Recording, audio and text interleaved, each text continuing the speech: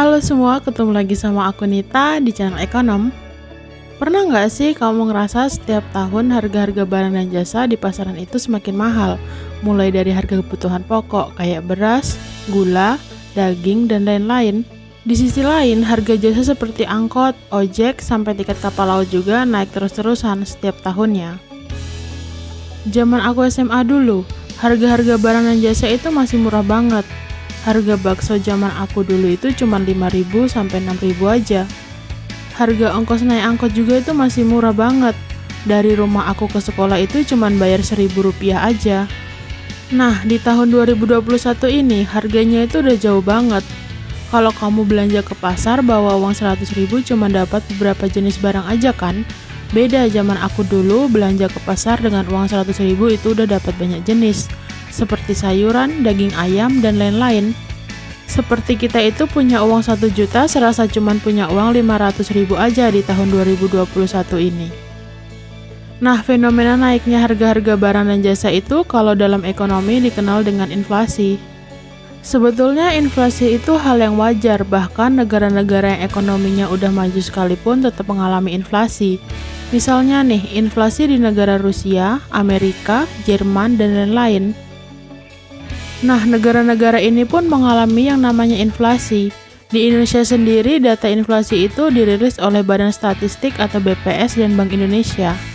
BPS dan juga Bank Indonesia ini akan memantau harga-harga barang dan jasa setiap bulannya.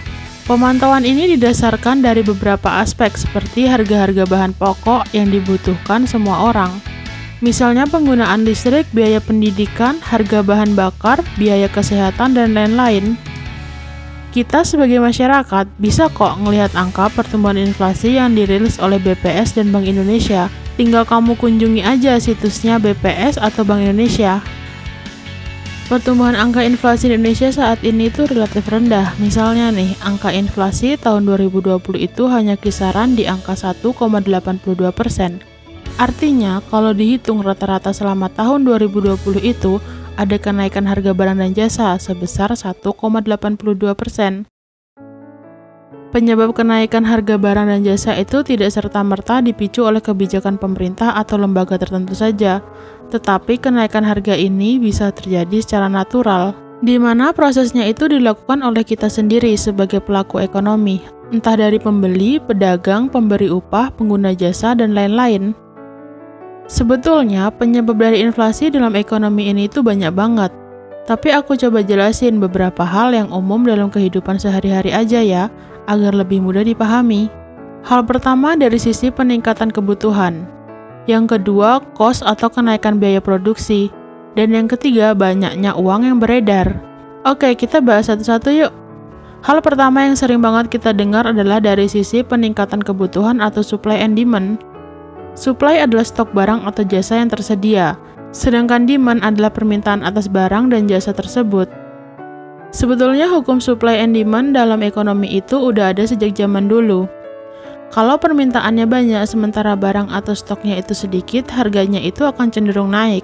Sebaliknya nih, kalau permintaannya sedikit dan barangnya itu banyak, harganya akan cenderung turun. Dalam sebuah transaksi permintaan dan penawaran itu umum terjadi. Misalnya nih, beberapa waktu lalu harga kedelai di pasaran itu mahal. Bahkan para pengrajin tempe dan tahu harus mengurangi ukuran dari produk mereka. Karena mahalnya harga bahan bakunya yaitu kedelai. Mahalnya harga kedelai beberapa waktu lalu itu dipicu sama beberapa sebab. Di antaranya karena gangguan cuaca beberapa waktu lalu yang terjadi seperti fenomena El Nino di Amerika Latin dan berdampak pada Brasil serta Argentina sebagai penghasil kedelai. Kondisi ini itu diperparah lagi sama aksi mogok para pekerja yang menghambat distribusi bahan pokok diantaranya yaitu kedelai. Di sisi lain ada lonjakan permintaan dari negara Cina yang cukup besar yang mengakibatkan kedelai langka di pasaran. Karena Indonesia masih tergantung sama kedelai impor, sebab stok kedelai dari petani Indonesia sendiri itu belum mencukupi untuk memenuhi kebutuhan dalam negeri. Jika fenomena kenaikan kedelai ini tidak cepat diatasi dan mengalami kenaikan harga terus-menerus, maka akan menyebabkan inflasi dan akan berdampak pada naiknya biaya produksi. Karena naiknya biaya produksi mengakibatkan berkurangnya produksi. Nah, penyebab naiknya biaya produksi ini tuh macam-macam ya. Misalnya seperti naiknya bahan baku. Coba kita bayangin deh gimana susahnya para pengrajin tempe dan tahu mencari bahan baku untuk produksinya. Berapa biaya yang harus mereka keluarkan untuk mencari bahan baku? Belum lagi biaya pengolahannya. Yang terpaksa harus menaikkan harga produknya supaya bisa menyeimbangkan biaya produksi dan bahan bakunya.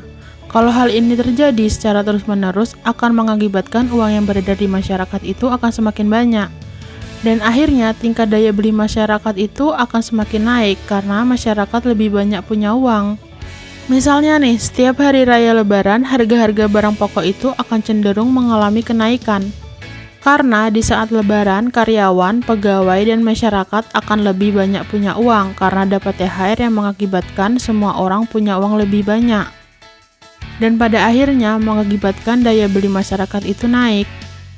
Oh ya, inflasi ini biasanya terjadi saat ekonomi lagi normal, di mana tingkat pengangguran itu semakin rendah dan semua orang punya penghasilan. Naiknya harga-harga barang dan jasa ini itu selalu diikuti juga sama pendapatan masyarakat. Banyak orang yang salah mengartikan kalau fenomena naiknya harga-harga barang dan jasa itu dinilai buruk. Padahal enggak juga.